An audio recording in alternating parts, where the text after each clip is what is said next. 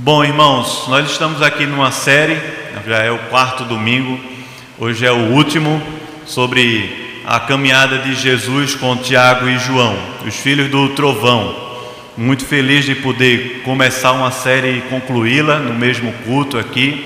É um grande privilégio poder fazer isso. Mas sei que alguns irmãos perderam, não acompanharam uma e outra. De repente você pode também procurar na internet, caso tenha interesse. Começamos no primeiro domingo de janeiro falando sobre o chamado e a vocação de Tiago e João. Jesus encontra Tiago e João lá no mar da Galileia e diz a eles: vinde após mim, venham, me sigam, eu vou fazer de vocês pescadores de homens. É o que ele diz a Pedro, é verdade, mas é essa mesma chamada e vocação que ele estava distribuindo a todos os discípulos que o seguiam e envolviam esse mesmo chamado para o discipulado. João ninguém é um instrumento predileto de Deus. É isso que Jesus está fazendo ao escolher 12 homens, para que ninguém possa de alguma maneira se vangloriar na presença dele. São homens simples, não necessariamente pobres ou abaixo da linha da pobreza, mas simples, são pescadores. Mas Jesus chama eles para uma caminhada de discipulado, o que Tiago e João fazem prontamente, atraídos e comovidos pela presença do próprio Jesus. O texto diz que eles viram e ao ser chamado por Jesus, ao serem chamados, no caso, Tiago e João, largaram as redes, o pai, largaram o negócio que tinham e seguiram Jesus. Não foi uma caminhada fácil, mas nos evangelhos nós vamos lendo e percebendo que Jesus tinha 12 discípulos e dentre os 12 havia 3 mais próximos dele. No caso, Pedro, Tiago e João, que estamos estudando aqui. Tiago e João, os filhos do trovão. Tiago e João estavam com Jesus, juntamente com Pedro, em muitas situações. Eles viram a sogra de Pedro ser curada, eles viram a menina ser ressuscitada, eles viram a visão lá da transfiguração, a glória de Jesus, juntamente com Moisés e Elias. Tiago e João viveram situações especiais na caminhada com Jesus. Tiago era aquele cara bem fervoroso e bem zeloso. Parece que João também.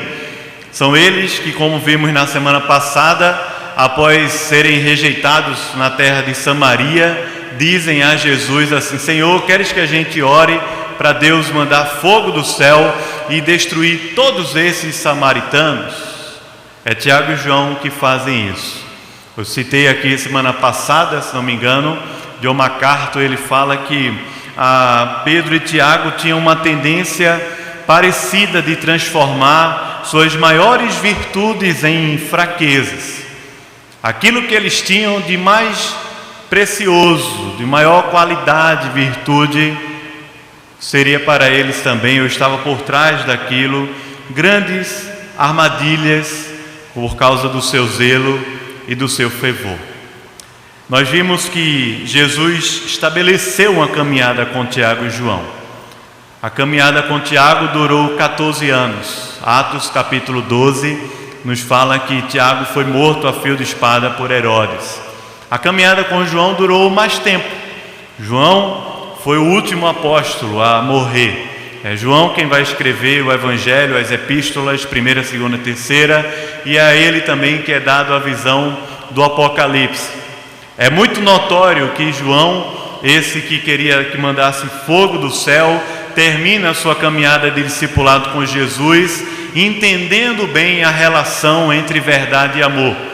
Nas suas cartas, nas epístolas, é mais ou menos o seguinte: 40 vezes ele usa a palavra verdade, 80 e poucas vezes ele usa a palavra amor. Você lê as epístolas de João, você vai perceber isso. João consegue, ao final da sua caminhada de discipulado, viver essa experiência da verdade e o amor, como Jesus era encarnado aqui o nosso Senhor. Nós vimos que Tiago e João estiveram também lá no Monte da Transfiguração, quando desceram, se viram assim com um privilégio, uma autoridade muito grande, porque eles não estavam entre os 9 que foram reprovados porque não conseguiam expulsar um demônio. Tiago e João são que dizem assim: ó Senhor, nós somos tão zelosos que a gente vai pedir para mandar fogo do céu. E João diz assim: eu sou tão zeloso que tinha uma turma que estava expulsando demônios em teu nome e eu mandei proibir, como nós vimos na semana passada. Esse texto de Mateus capítulo 20 nos mostra ou narra para a gente uma situação com Tiago e João. Marcos capítulo 10 é o mesmo texto, mas Marcos não relata que a mãe deles estava ali envolvida na história. Eu gosto de pensar ou de ler essa narrativa em Mateus, porque Mateus fala que essa história e esse projeto não era apenas de Tiago e João, mas era um projeto familiar. Parece que na caminhada de Jesus com Tiago e João e com outros discípulos também, eles não entendiam bem sobre o que significava o reino de Deus. Jesus tinha acabado de dizer pela terceira vez que era necessário ao Filho do Homem morrer. Era necessário que ele fosse maltratado pelos escribas, sacerdotes, entregue e morto, escarnecido, açoitado e crucificado, mas que ao terceiro dia ele ressurgirá. Jesus está falando aqui pela terceira vez com os discípulos a respeito da sua morte e ressurreição.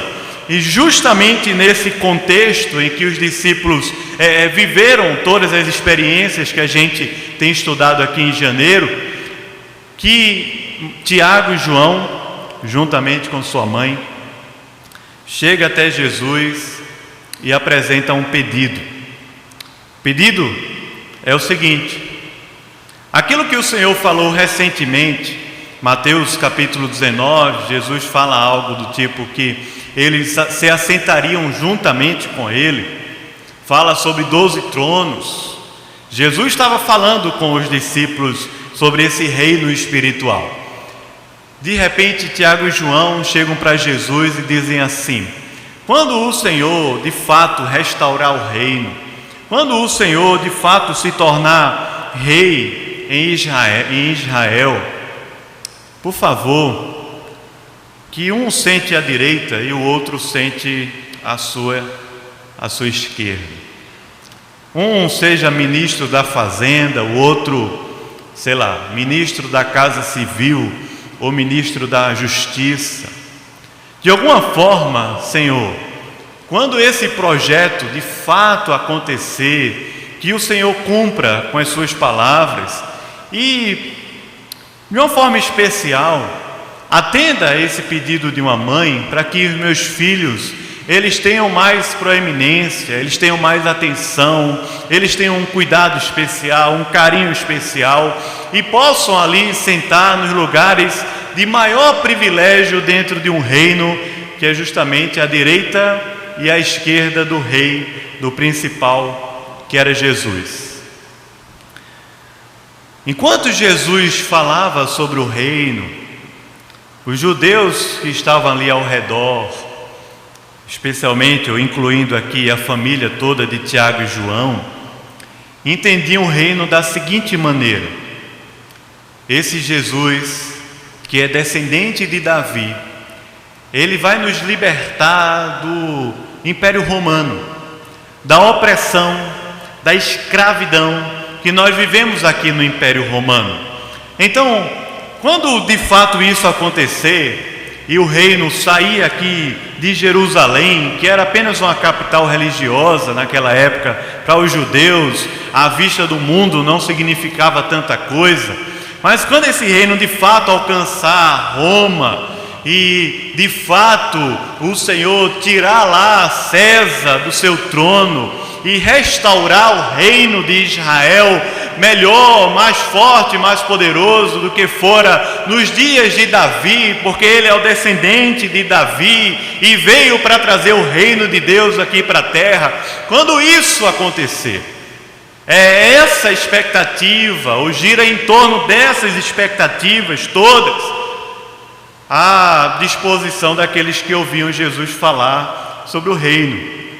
Interpretavam que Jesus ia destituir César, ia de fato estabelecer o reino de Davi, e todas as áreas da sociedade seriam restauradas. Digo religiosa, digo social, econômica, política, e os judeus finalmente teriam mais uma vez a proeminência, o primeiro lugar e na terra, como significou o reino de Israel no tempo de Davi e também em Salomão.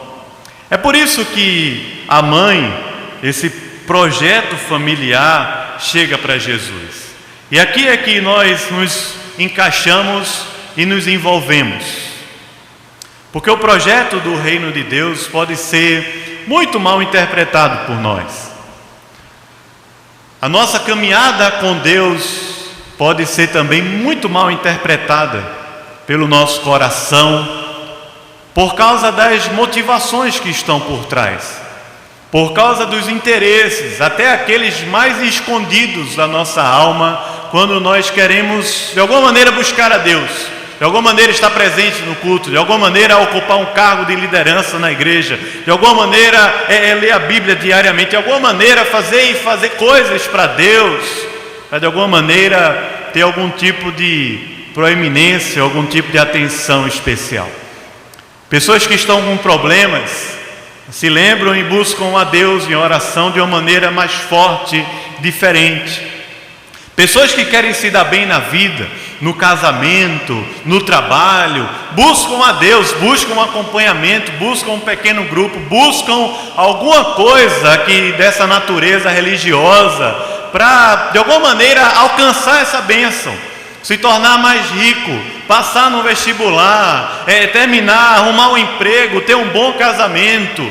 Pessoas que têm filhos e estão bem distantes de Deus, mas por causa do filho, vêm à igreja, buscam o cenário religioso, porque os filhos precisam de algum ensinamento, de alguma coisa.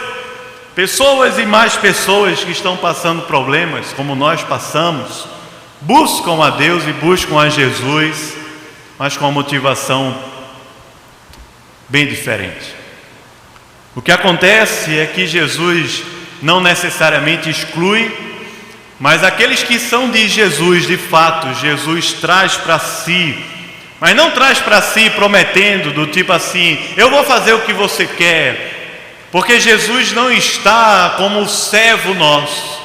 Jesus não é o nosso subserviente, ao contrário, nós é que somos servos e escravos de Cristo.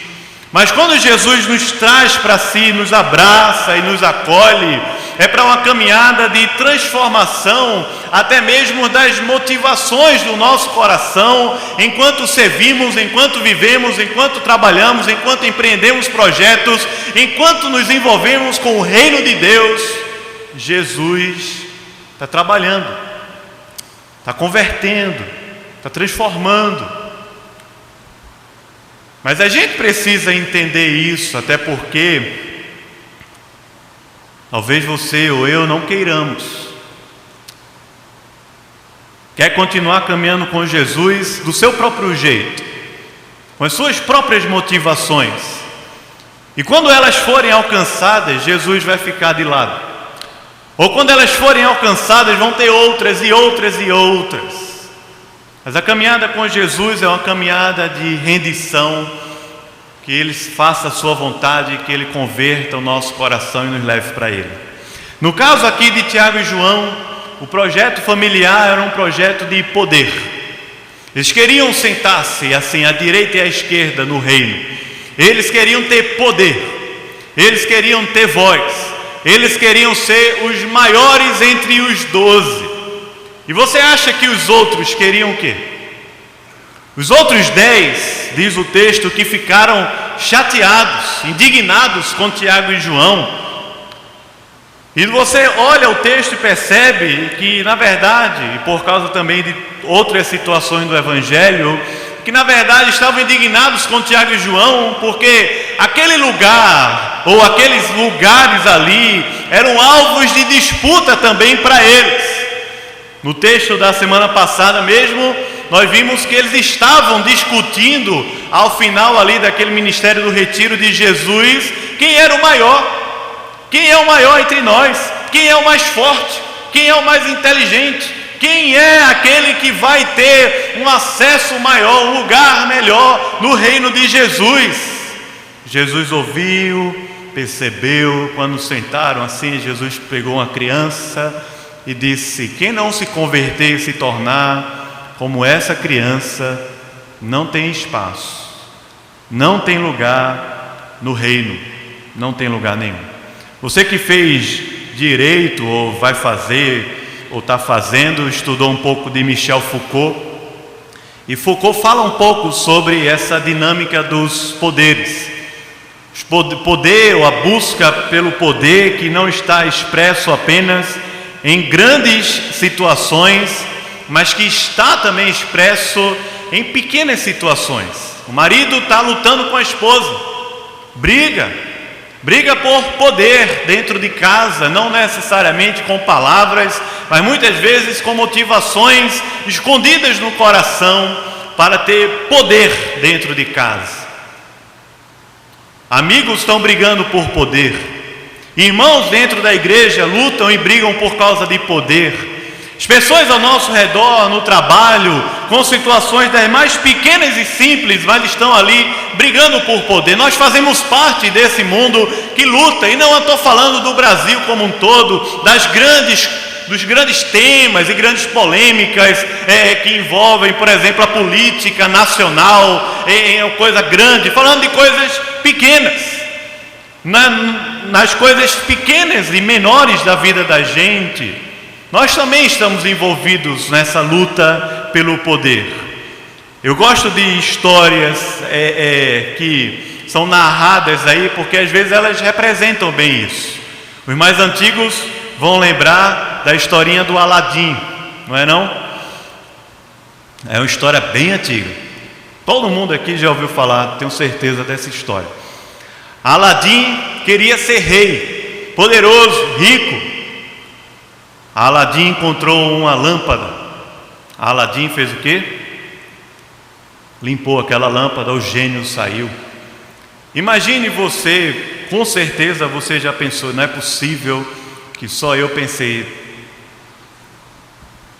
Quais seriam os 3 desejos que você faria ao gênio da lâmpada?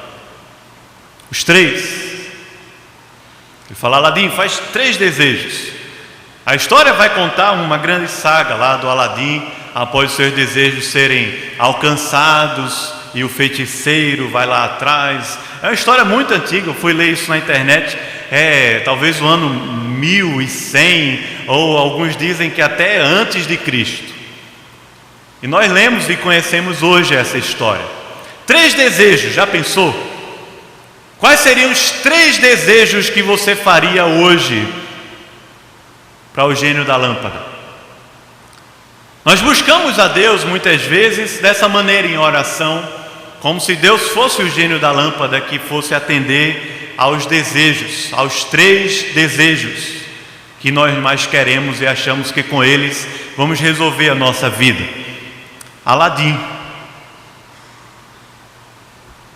O que acontece na história do Aladim é que enquanto os seus desejos eram satisfeitos, a sua vida se complicava bastante.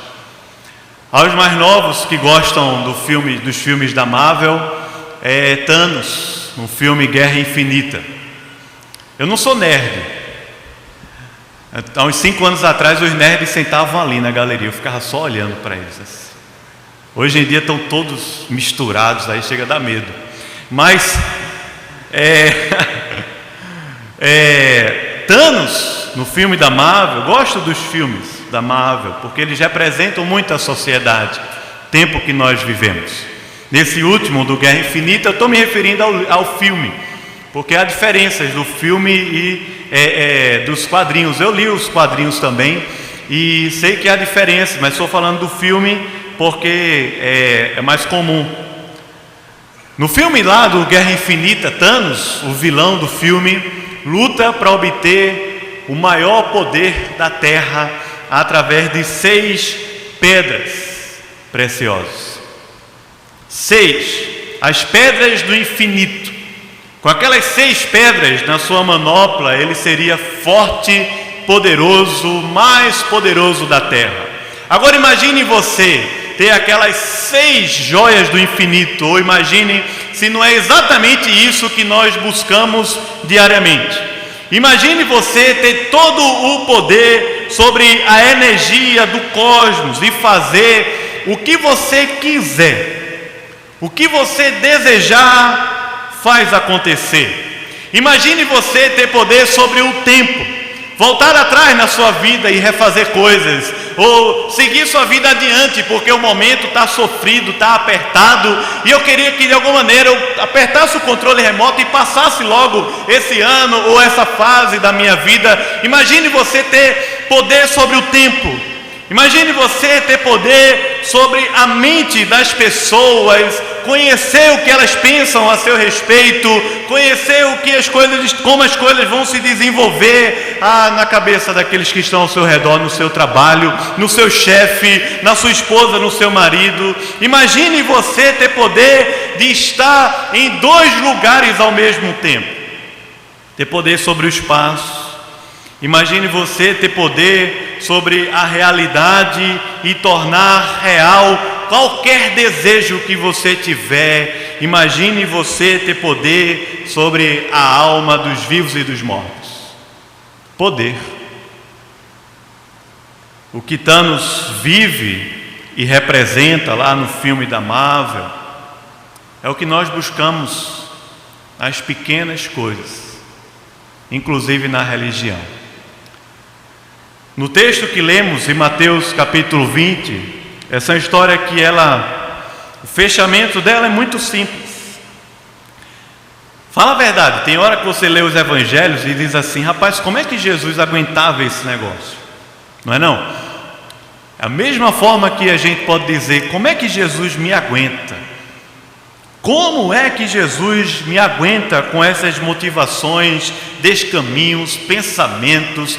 Como é que Jesus me aguenta? A caminhada que Jesus estabelece nesse diálogo, ela é muito simples, muito direta e tem a ver com a mesma, é a mesma palavra e a mesma direção que Jesus tem para todos nós hoje à noite aqui. Primeiro, o diálogo se estabelece, eu já falei sobre isso, a um nível de contextualização. O porquê da mãe de Tiago e João vai até Jesus e diz assim: Senhor, que meus 2 filhos se sentem, um à tua direita e outro à tua esquerda. Jesus responde no versículo 22, se você quiser, olha novamente aí para o texto. A resposta de Jesus é a seguinte: você não sabe o que está pedindo, você não sabe o que isso significa, você não está entendendo nada, não está entendendo a natureza espiritual do meu reino, não está entendendo o que significa sentar-se comigo nos lugares celestiais, que inclusive não é uma promessa apenas para os 12, mas que Paulo nos fala lá em Efésios capítulo 1, para todos nós que somos a igreja, os discípulos de Jesus. Vocês não estão entendendo. Deixa eu perguntar para vocês o seguinte: vocês podem beber o cálice que eu estou para beber? Podem. Versículo 23, eles respondem assim: bebereis o cálice 22. Podeis vós beber o cálice que eu estou para beber? Eles falaram: podemos. Será que pode mesmo? Jesus estava falando aqui sobre o cálice da ira de Deus que cairia sobre ele lá na cruz.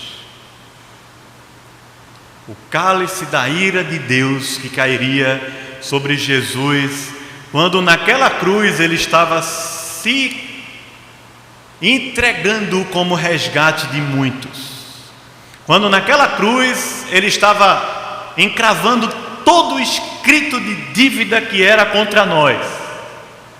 Ali, quando ele diz a Deus Pai assim: Senhor, Deus meu, por que me desamparaste? E esse resgate que ele vai falar no versículo 28, acontece lá naquela cruz, quando ele está ali recebendo o cálice da ira de Deus, que era contra todos nós. Estamos ali escritos no livro da vida, todos nós. Eles falam assim: podemos. Jesus responde para eles que é verdade que eles vão beber um pouco desse negócio. Jesus está falando do sofrimento. Eles vão sofrer pelo reino. Eles vão sentir na pele um pouco do que é caminhar com Jesus. Eles vão saber que se odiaram a Jesus, vão odiar muito mais a nós também, como João relata para a gente tanto nos evangelhos. Eles sabiam que a vida aqui na terra não estava regada apenas daquela visão que tiveram lá no Monte da Transfiguração, mas estava regada assim de muitas lutas e desafios, como aquele que eles tiveram lá quando desceram no outro dia do Monte da Transfiguração. Sabiam, é próprio ao reino. Mas para nós que fazemos parte do reino, Paulo, em Romanos capítulo 8, como também Pedro, diz que para nós é um privilégio poder participar um pouco, ou sentir na pele, sentir no próprio corpo, um pouco dos sofrimentos de Cristo. Paulo fala em Colossenses, de uma forma muito forte, lá no capítulo 1, de participar desse sofrimento de Cristo aqui na terra durante o seu ministério. É verdade, não vai ser fácil. Jesus responde para eles: vocês vão provar sim um pouco de sofrimento, um pouco de luta, um pouco de dificuldade. Sim, é verdade. Enquanto Jesus estava falando com Tiago e João, os 12 se indignaram, dizendo assim: como é que os caras estão conversando isso com Jesus? Se indignaram contra os dois irmãos. Eu suspeito, já falei, que o motivo dessa indignação é porque era um motivo de disputa mesmo entre os discípulos. Aquilo que Tiago e João falava representava a todos. Jesus continua dizendo, versículo 25 em diante: Jesus, chamando-os, disse: entre os governadores dos povos, os maiorais lá exercem autoridade sobre eles. Mas tem uma frase aqui no versículo 26, para mim ela é bem significativa. Ele diz: não é assim entre vocês. Não é assim. No meio dos ímpios, eles sim se relacionam dessa forma. Eles tratam os seus servos ou os seus menores dessa maneira aí. Eles sim lidam um com o outro lá no trabalho dessa forma. O Deus dele é o próprio ventre, o Deus deles é o dinheiro, o Deus deles é o próprio coração, o próprio ego. Não é assim. Eles estão aqui vivendo para manter o poder. Nós sabemos como era essa uma coisa tão latente assim, tão difícil lá no Império Romano, entre os imperadores, a busca, a luta, os conflitos pelo poder. Entre eles sim é desse jeito, entre os governadores dos povos, aqueles que exercem a autoridade. Mas entre vocês, entre nós que somos do reino, não é assim. Não é desse jeito. Não é buscando poder. Não é a disputa para saber quem é o maior, mas é a disputa pelo privilégio de ser aquele que considera o outro superior a si mesmo. Não é a disputa para saber quem é o maior, o mais forte, o que tem mais nome, o que tem mais condições, o que tem mais virtudes, o que tem mais qualidades. Não é assim entre vocês, até porque quando Jesus chamou Tiago e João, não estava ali analisando um currículo acadêmico, um currículo de experiência, um currículo financeiro, um currículo de reputação, não. Quando Jesus chama Tiago e João, chama homens simples, pescadores, que precisavam aprender também, que não é porque eram simples, que não tinham essas motivações erradas no coração, precisavam também aprender. Jesus caminhou com eles. E Jesus diz assim: Não é dessa forma entre vocês. É interessante porque Mateus capítulo 6, quando Jesus fala sobre a ansiosa busca pela vida, e ele diz assim: os gentios é que procuram essas coisas. Os gentios é que estão preocupados pelo dia de amanhã. Os gentios é que estão preocupados pelo que vai comer, o que vai vestir. Os gentios é que estão vivendo, porque esse é o Deus deles. São os gentios, aqueles que não conhecem a Deus. Mas não é assim entre vocês. Ele fala: entre nós, o que rege a nossa vida e a nossa caminhada é buscar em primeiro lugar o reino de Deus e a sua justiça. Entre nós, o que rege a nossa caminhada e o nosso ministério aqui com o Senhor é ser servo. É ser servo. É isso que Tiago e João precisavam aprender. A ser servo. Servo. Jesus diz a eles assim: quem quiser tornar-se grande entre vós, será o que vos sirva. E como um sinônimo, no versículo 27, ele repete a mesma ideia, dizendo: quem quiser ser o primeiro entre vocês, será esse o vosso servo. Aí você diz: então a fórmula é fácil. Jesus me chamou para caminhar com ele. Primeiro momento eu sou um estagiário, então eu estou ali caminhando com Jesus, tal, mas vai chegar o momento que eu vou ser promovido e agora me aguente. É assim que as coisas acontecem entre nós. Mas Jesus fala: não é assim entre vocês. O João, quando está terminando a vida, não está lá na ilha de Pátimos reclamando e reivindicando dias melhores. Pedro, quando vai ser morto, diz que não é digno de morrer como o seu Senhor e é crucificado de cabeça para baixo. Tiago é aquele que vai ser morto por causa do evangelho a fio de espada por Herodes. Não é assim entre vós. Não é assim. Na verdade, isso que nós vivemos, inclusive dentro das igrejas, em ministérios, dentro do próprio ministério pastoral, lá na sua escola, no lugar onde você trabalha, na faculdade, essa expectativa por grandeza, poder, não é própria do reino. A palavra não é assim. Tiago e João, Salomé, a mãe deles, Zebedeu, que parece ser um homem assim de posses, naquela região da Galileia, assim, não é aqui, não é desse jeito, não é. A nós que somos discípulos de Jesus, convém que ele cresça e que nós diminuamos. Essa é a fórmula.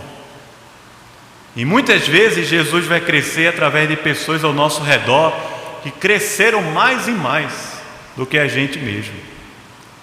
Convém que Jesus cresça na vida das pessoas ao nosso redor e que eu diminua, desapareça. Ele fala: quem quiser ser o primeiro, seja o último. Mas não é a fórmula aqui do tipo assim: você é estagiário, vou me doar, vou me entregar. Mas vai chegar um momento que eu não vou mais querer fazer isso. Vai chegar um momento que eu não quero mais me humilhar. Vai chegar um momento que eu não quero mais trabalhar nesse negócio. Vai chegar um momento que eu não quero mais ganhar esse valor que eu estou ganhando hoje. Vai chegar um momento que eu quero ser reconhecido. Eu quero ser, de alguma maneira, alcançar popularidade. Vai chegar um momento. Jesus não está falando com os discípulos, e que vale para nós hoje, apenas para pessoas que são políticos e estão envolvidos com o poder político. Mas Jesus está falando conosco justamente porque são essas as motivações mais escondidas no coração de todos nós, em qualquer área de trabalho, em qualquer situação que você e eu estamos vivendo. Qualquer um. Ele diz: não é assim entre vocês. Não é assim. Aquele que quiser de alguma maneira ser o primeiro, vai ser o último. Pastor Augusto Nicodemo estava contando uma história numa pregação dele recente, ouvindo pelo YouTube, e disse que teve um pastor que era tão humilde que a igreja deu uma medalha a ele de humildade. Eu lembrei de Mano, né? Mano era o cara humilde, dizia: eu sou humilde, a brincadeira dele.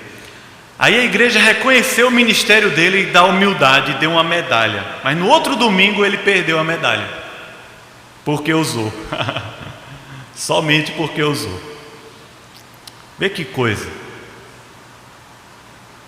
Vê que negócio. Uma coisa sutil e sorrateira, mas que toma conta da nossa mente e coração. Qual é a base teológica para isso?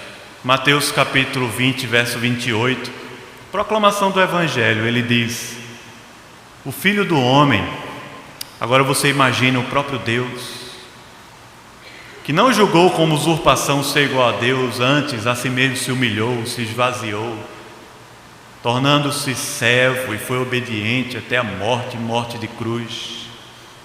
Jesus, que sendo Deus, se encarnou. Ele fala: tal como o Filho do Homem, que não está aqui na terra para ser servido, não está aqui na terra para que o mundo e as coisas ao seu redor sejam direcionadas para Ele por reivindicações ou por direitos. Não, não é dessa maneira, não foi dessa maneira que Jesus viveu. Tal como o Filho do Homem, que não veio para ser servido, mas para servir. E aqui aparece uma palavrinha no grego, a única vez no Novo Testamento. Ele diz: e dar a sua vida em resgate. É litron, em resgate, que era a palavra usada para resgatar escravos naquela época, nessa cultura helênica, grega e dentro do Império Romano. O resgate pago por um escravo. O resgate é a única vez que essa palavra aparece no Novo Testamento. Na verdade, aparece duas vezes, porque a segunda vez é em Marcos 10, que é o mesmo texto. Marcos capítulo 10, versículo 45, se não me engano. Que é o mesmo versículo. Ele fala: dar a sua vida em resgate. E esse não foi um resgate para todos, porque apesar do Evangelho ser universal, porque é pregado a todas as nações da terra, o Evangelho salva aqueles que foram chamados por Deus. São muitos. Isaías 53 fala isso, são muitos. E é justamente o que Jesus repete aqui, em resgate por muitos. De maneira que esses muitos vivem a sua vida e o seu ministério como um modelo. O modelo não sou eu, não é você. O modelo não é um pastor que ganhou a medalha de humildade. O modelo não é um fulano aí que você conhece. O modelo é Jesus. Ele fala: eu, o Filho do Homem, não vivi aqui na terra reivindicando atenção, poder, reivindicando direitos, reivindicando coisas, privilégios. Eu, o Filho do Homem, vim para servir. E dei a minha vida, dar a sua vida em resgate por muitos. Que é justamente o que nós vivemos aqui. A Bíblia fala de que algumas pessoas na igreja têm o dom de servir. É um dom também. Mas servir é um mandamento que está extremamente conectado com o mandamento do amor. Servir. Porque o Filho do Homem não veio para ser servido, mas para servir. Servir a esposa, servir ao marido, servir aos filhos, servir aos ímpios aqui na terra, servir a Deus, servir, se doar, se gastar, se colocar como um resgate, porque nós fomos, na verdade, resgatados por Jesus para fazer isso. O marido pela esposa, o servo pelo patrão serve. O patrão serve também àquele que é o seu inferior no trabalho, nas relações trabalhistas, servir. Essa, talvez, as duas grandes virtudes que nós cristãos podemos impactar o mundo: amar ao próximo, servir. Tiago e João não eram pessoas fáceis. Para quem tem o dom do serviço é fácil. Para aquele ali que já nasceu numa situação assim, aquilo ali é simples para ele.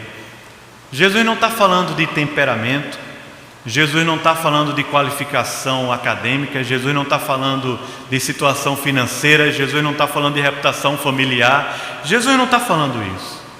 Ele está falando que a base do Evangelho é o Filho do Homem se fazendo carne, habitando entre nós e entregando a sua vida em resgate por muitos. Se o Filho do Homem não veio para ser servido, mas para servir, que dirá nós? Que dirá nós? Mas Tiago e João não eram pessoas fáceis, eram os filhos do trovão, eram aqueles que tinham motivações diferentes quando caminhavam com Jesus, muito semelhantes a nós também. John MacArthur, que tem um livro dele sobre os 12 apóstolos, que eu gosto muito, ele fala assim, é mais ou menos assim, aí ele diz: Tiago e João desejavam uma coroa de glória, Jesus deu-lhes um cálice de sofrimento. Desejavam poder, Jesus deu-lhes serviço. Desejavam um lugar de proeminência, Jesus deu-lhes o túmulo de um mártir. Desejavam exercer domínio, Jesus deu-lhes uma espada, não para brandir, mas como um instrumento de sua própria execução. 14 anos depois disso, Tiago viria a ser o primeiro dos 12 a ser morto por causa da sua fé. E mais de 60 anos depois disso, seria João morto na Ásia Menor, em Éfeso, como dizem os historiadores, mas servindo a Deus e vivendo na presença de Jesus. Vamos orar, se puder baixar sua cabeça, fechar os olhos, gente, orar.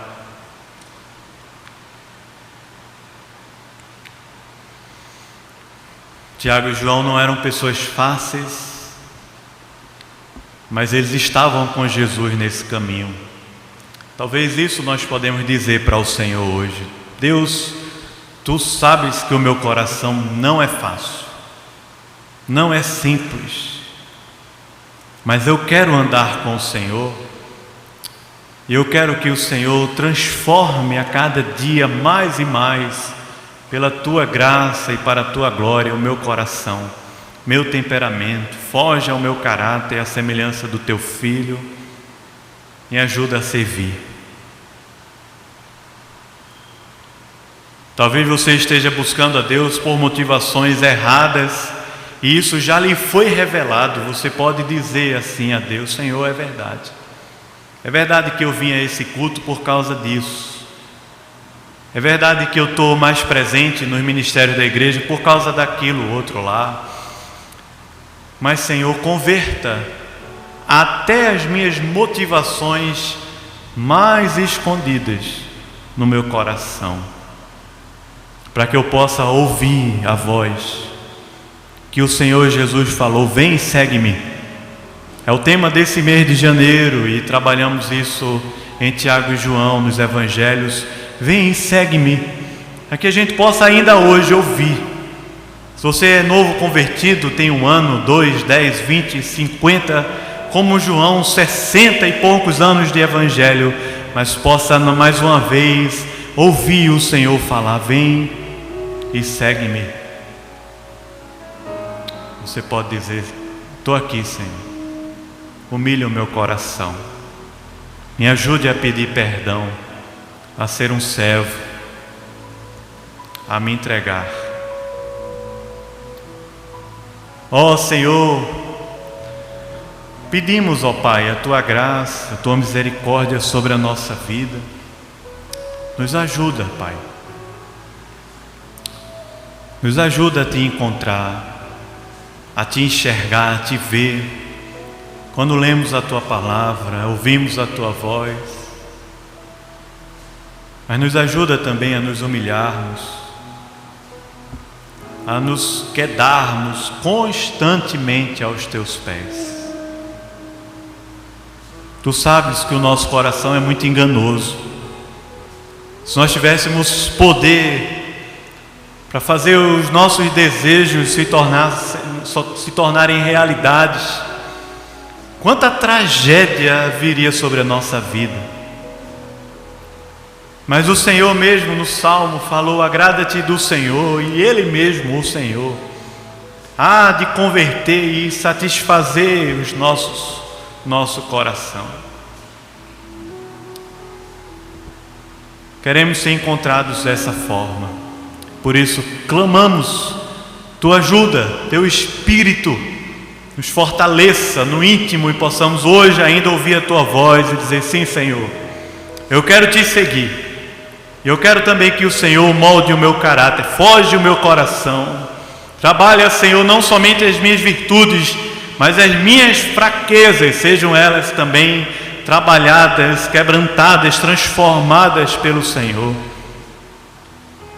E até os espinhos na carne, Senhor, que eles sirvam para nos humilhar e para sabermos que a Tua graça nos basta, que o Teu poder se aperfeiçoa não no que temos de melhor, mas o Teu poder se aperfeiçoa na nossa fraqueza.